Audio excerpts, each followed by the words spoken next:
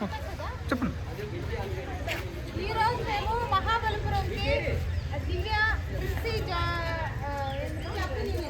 Vishnupriya tours తరఫున మేము మా హాస్పిటల్ స్టాఫ్ అందరం కూడా వాళ్ళ ఫ్యామిలీతోనే తీసుకొచ్చాను ఈరోజు. ఇదేంటంటే మనకు 2003 సంవత్సరంలో పల్లవ రాజులు కట్టినటువంటిది.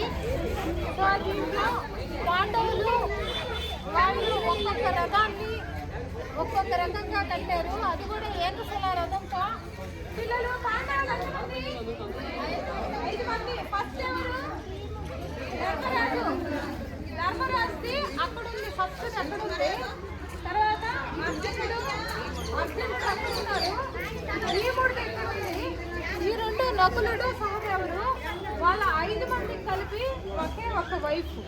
ఆమె పేరు ద్రౌపది గుడి కూడా అక్కడే ఉంది.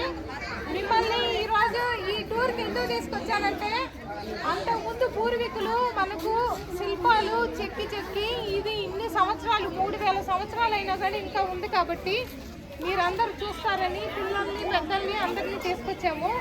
ఈ టూర్ మనకు బాగా సక్సెస్ చేసిన దానికి దివ్యాకి థ్యాంక్స్ చెప్తున్నాను.